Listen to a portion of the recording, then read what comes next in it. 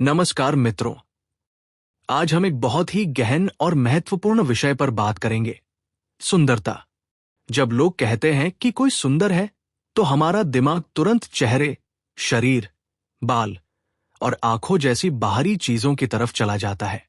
लेकिन क्या सुंदरता केवल वही है? क्या वास्तव में सुंदरता का माप केवल आंखों से किया जा सकता है? ओशो कहते हैं, सुंदरता सिर्फ चेहरा नहीं होती। अगर सिर्फ चेहरा ही सुंदर हो लेकिन भीतर अंधकार है, तो वह सुंदरता झूठी है।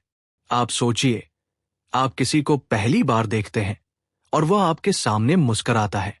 उसकी मुस्कान में एक चमक है। वह चमक सिर्फ दांतों की सफेदी या चेहरे की बनावट से नहीं आती।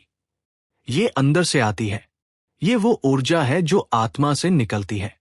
ओशो कहते हैं कि असली सुंदरता भीतर से होती है। यह आपका मन, आपका हृदय, आपका जागरूक होना और आपकी चेतना से जुड़ी होती है। एक बाहरी और आंतरिक सुंदरता का अंतर। बाहरी सुंदरता क्षणिक होती है। ये समय के साथ मिटती है। चेहरा झुर्रियों से बदलता है, बाल सफेद हो जाते हैं, शरीर कमजोर पड़ता है। लेकिन आंतरिक सुंदरता वो जो प्यार, करुणा और जागरूकता से पैदा होती है, वो अमर है। ओशो कहते हैं, जब आप पूरी तरह से अपने आप में सहज हो जाते हैं, अपने अस्तित्व से जुड़ जाते हैं, तो आप वास्तव में सुंदर बन जाते हैं। कोई भी बाहरी रूप आपकी असली सुंदरता को कम नहीं कर सकता। इसका मतलब यह है कि आप कितने भी सुंदर दिखें, अगर भीतर से आप उदास हैं, भयभीत हैं, अहंकार में फंसे हुए हैं, तो वह सुंदरता अधूरी है। 2. आत्मा की सुंदरता। ओशो कहते हैं कि आत्मा की सुंदरता सबसे महत्वपूर्ण होती है। और आत्मा की सुंदरता तभी जागती है जब आप अपने भीतर की वास्तविकता को स्वीकार करते हैं।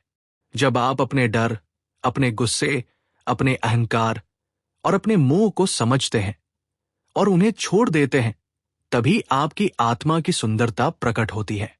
यह सुंदरता किसी को प्रभावित करने के लिए नहीं होती। यह सुंदरता केवल आपकी जागरूकता और शांति का परिणाम होती है। 3. ध्यान और आंतरिक सुंदरता। ध्यान एक साधन है जिससे आप अपनी आंतरिक सुंदरता को महसूस कर सकते हैं। जब आप ध्यान करते हैं, आप अपने अंदर की शांति और प्रकाश से जुड़ते हैं। और जब आप इस शांति में रहते हैं, तो आपके चेहरे पर वह चमक दिखाई देने लगती है। ओशो कहते हैं, ध्यान का अर्थ केवल मानसिक शांति नहीं है, यह आपकी आत्मा की सुंदरता का प्रकटीकरण है। जो ध्यान में गहरे उतरते हैं, उनका चेहरा, उनकी चाल, उनकी मुस्कान, सब कुछ अपने आप में सुंदर हो जाता है।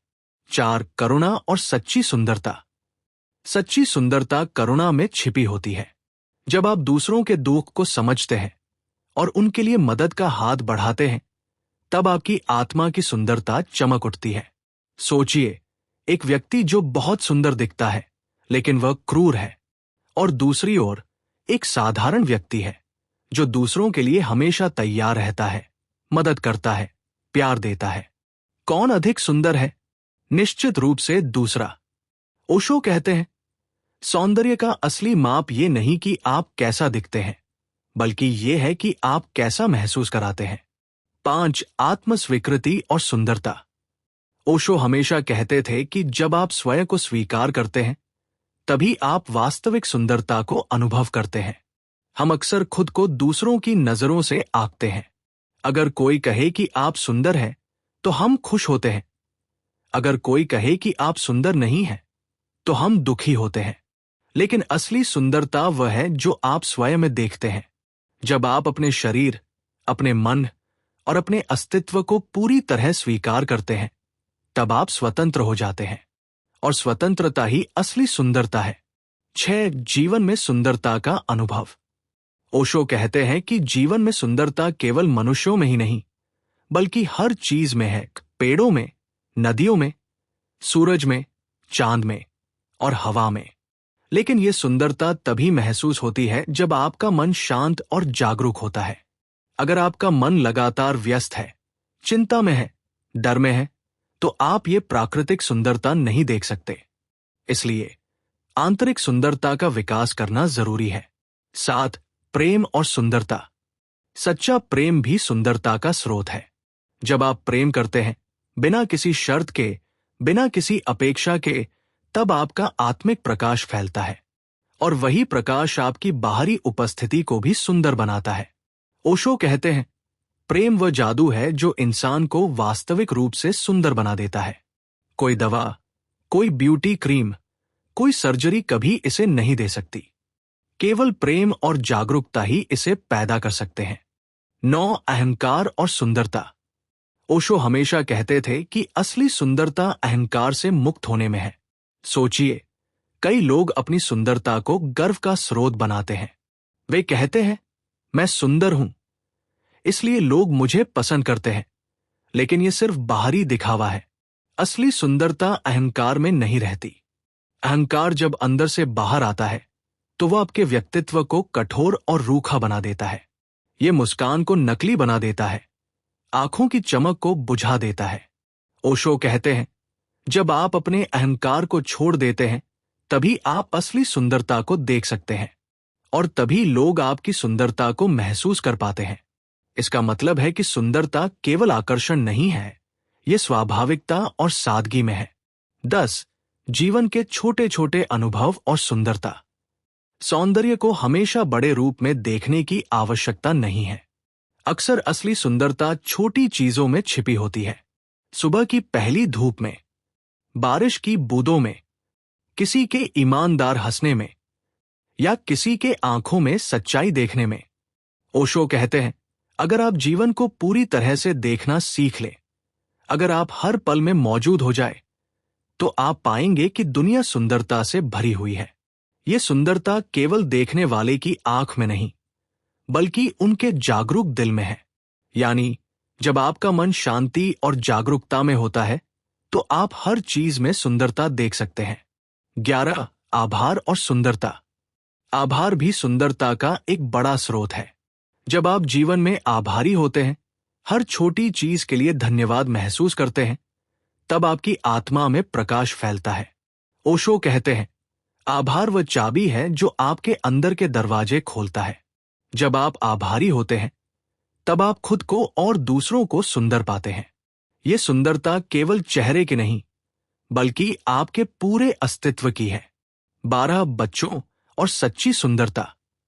बच्चों में अक्सर हम असली सुंदरता देखते हैं। उनका मन निर्दोष होता है, उनका हृदय प्रेम से भरा होता है और उनकी ऊर्जा स्वाभाविक होती है। ओशो कहते हैं, अगर आप किसी बच्चे को देखें तो आप देखेंगे कि वह अपने आप में सुंदर है। उसका चेहरा नहीं, बल्कि उसकी आत्मा सुंदर है। यही सच्चा सौंदर्य है।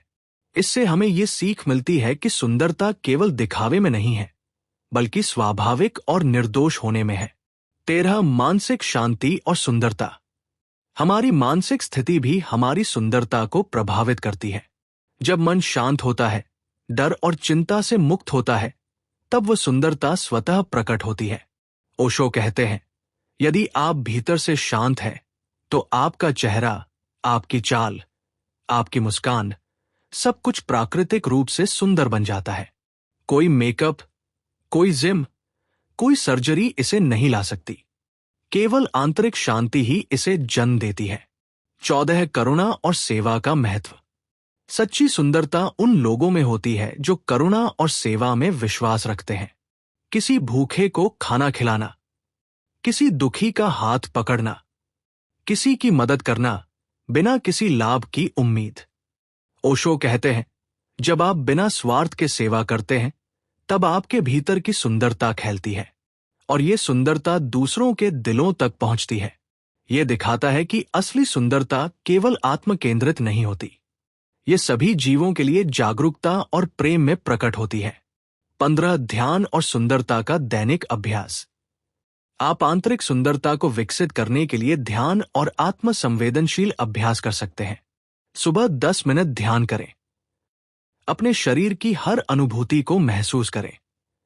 अपने मन की हर भावना को बिना जजमेंट के स्वीकार करें। ओशो कहते हैं, जब आप अपने आप को पूरी तरह से देखेंगे और स्वीकारेंगे, तब आपकी असली सुंदरता जागृत होगी। ध्यान केवल मानसिक शांति नहीं है, यह आत्मा की सुंदरता का अभ्यास है। 16 प्यार और आत्मीयता में सुंदरता। सच्चा प्यार आपकी सुंदरता को बढ़ाता है। न केवल रोमांटिक प्यार, बल्कि संपूर्ण जीवन के लिए प्रेम, जैसे परिवार, मित्र, प्रकृति और खुद के लिए प्यार। ओशो कहते हैं, जब आप प्यार को बिना किसी अपेक्षा के देते हैं, तब आपकी आत्मा की सुंदरता स्वतः बाहर आती है। यही वो सुंदरता है जो कभी कम नहीं होती। 17 निष्कर्ष। तो मित्रों, हमने जाना कि असली सुंदरता सिर्फ चेहरा नहीं है। यह आपके अहंकार, प्रेम, करुणा, सेवा, मानसिक शांति, जागरूकता और आभार से जुड़ी हुई है। जब आप इन गुणों को अपने जीवन में उतारते हैं, तब आपका अस्तित्व स्वयं सुंदर बन जाता है। ओशो कहते हैं, अगर आप भीतर से सुंदर है तो दुनिया भी आपको सुंदर देखेगी। लेकिन यदि आप केवल बाहरी सुंदरता में फंसे हैं, तो आप हमेशा अधूरे रहेंगे। इसका मतलब है कि असली सुंदरता एक अनुभव है, एक जीवन शैली है और एक जागरूकता है।